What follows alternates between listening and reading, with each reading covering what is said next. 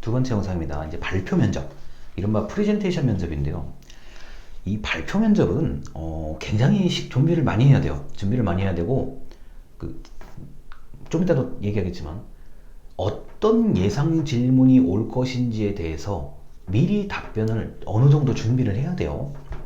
일단 학교에서 여러분들이 수업 시간에 발표 수업 많이 할 텐데, 학교에서 발표하듯이 면접관에게 발표를 해야 되고, 주어진 시간보다 짧게 발표하려고 짧게 발표를 준비하셔야 됩니다.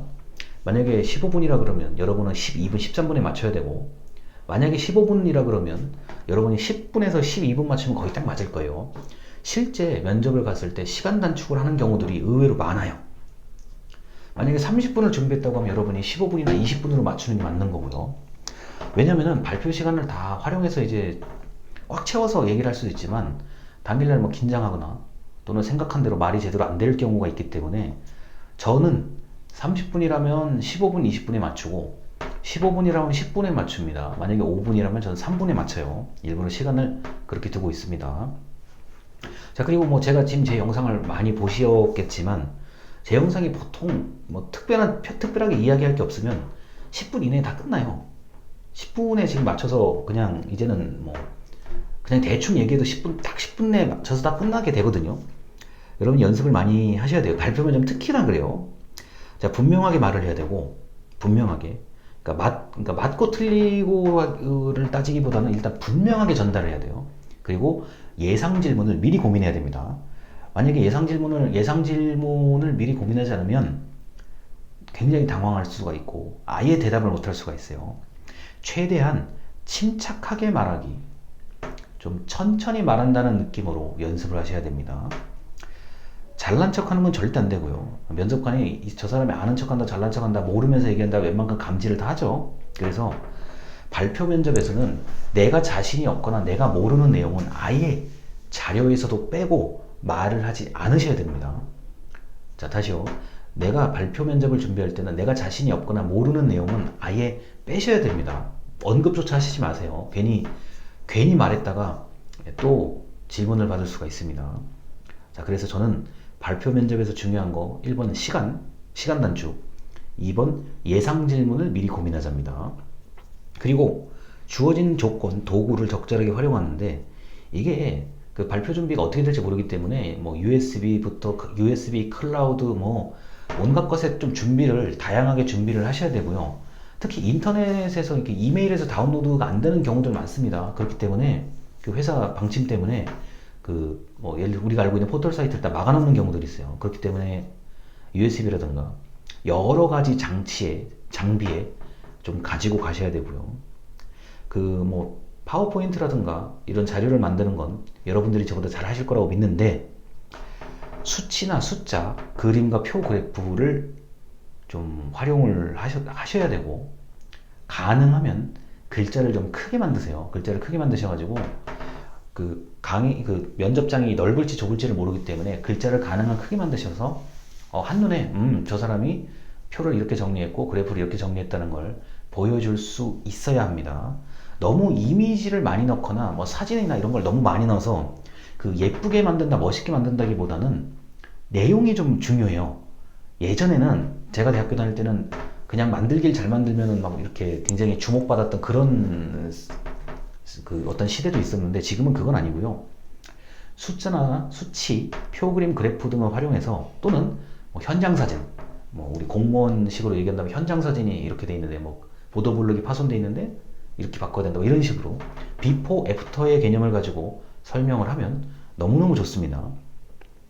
그리고 다양한 발표 상황을 상상하게 되는데, 저는 지금 여러분들에게 드리는 강의 자료 PDF로 만들고 있지만, 지금 저는 이제 종이로 출력하고 있잖아요. 자, 종이로도 출력해서 가실 필요가 있습니다. 어떤 상황에서는요. 만약에 빔 프로젝터가 고장이 났다, 뭐 면접장, 그럴 일이 거의 없지만 뭐 면접장의 상황이 바뀌었다 그러면 종이로 출력을 해서 가져가는 것도 나쁘지 않아요. 제가 볼 때는요. 면접관이 보통 5명이라고 한다면 여러분이 한 10부 정도를 넉넉하게 챙겨 가셔가지고 종이로 뭐 말씀드리겠습니다 라고 하면, 미리 준비를 해왔다고 하면 누가 싫어해요? 굉장히 좋아하죠.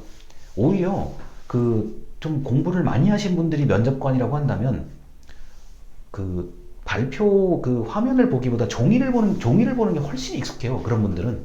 그래서 종이로 전 출력을 해서 가는 게 전 굉장히 좋다고 봅니다. 자, 그리고 이제 오럴 테스트, 이제 구두 테스트인데요. 이거는 아무런 자료가 없어요. 보는 것도 안 돼요. 그냥 오로지 딱 책상에 앉아가지고, 자, 이제 저도 자료를 덮고, 자, 책상에 앉아가지고, 자, 지금부터 무슨 내용에 대해서 예, 설명해 보십시오. 아무 자료가 없어요. 그냥 머릿속에 있는 게 그대로 표현이 돼야 돼요. 이 오럴 테스트가 굉장히 어려운 저 시험이에요. 오럴 테스트, 구두 발표 면접이 제일 수준 높은 면접이에요. 나는 아무것도 보지 않고 참고하는 거 없이 내 머릿속에 있는 얘기 하겠습니다요. 이렇게 되면 면접관도 신경을 많이 써야 돼요. 면접관도 굉장히 주의 깊게 듣고 이야기를 들으면서 메모를 해가지고 이걸 질문하겠다, 저걸 질문하겠다. 면접관도 이건 어려워요. 근데 이렇게 하는 경우들이 있습니다. 아주 심층 면접이라든가 여러분이 뭐 외국계 기업이라든가 뭐 심층 면접 또는 연구소 뭐 이런 좀 특수한 전문성을 가진 곳에서는 오럴 테스트를 해요. 이제 구두 발표 면접인데 당장 여러분들이 이걸 할 것 같지는 않아요. 제가 보기에. 그런데 어느 순간이 될지 모르니까 구두 면접을 한다 그러면 굉장히 까다롭습니다. 특히 경력자 면접에서는 가장 수준 높은 게 이 구두 발표 면접이에요. 근데 이게 너무 또 경력이 많으신 분들, 뭐 20년, 30년씩 계신 분들한테 구두 발표 면접은 크게 도움이 안 돼요. 면접관 입장에서는요. 왜냐?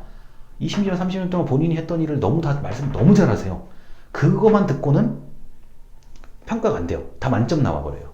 그래서 이 구두 발표 면접은 상당히 좋아요. 저 사람 진짜 알고 말하냐, 뭐 이런 것까지 완벽하게 파악을 할 수가 있거든요. 그런데 당장은 여러분들이 겪진 않지만 말씀은 드려야 되니까요.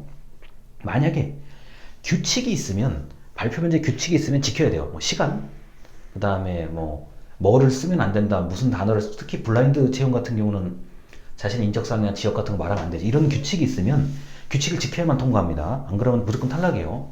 자, 공모전 같은 거 생각해 보시면 돼요. 이제 공모전에 대한 얘기를 제가 지금 전혀 드리지 못하고 있는데, 공모전은 우리가 공고, 어느 영역에 대해서 아이디어가 있으면 지원하십시오. 제출하는 서류의 양식이라든가 이런 것들 100% 지켜야 됩니다. 우리가 공모전에 관련된 포스터, 우리가 공고문이라고 하죠. 공고문은 거기 나와 있는 대로 최대한 지키셔야 됩니다. 자, 이렇게 해서 발표 면접에 대해서 말씀을 드렸고, 좀 학교에서 발표하는 거와 약간 더 다르게 좀 더 압축된, 요약된 발표를 하시는 게 무조건 유리합니다. 일단 여기까지입니다. 감사합니다.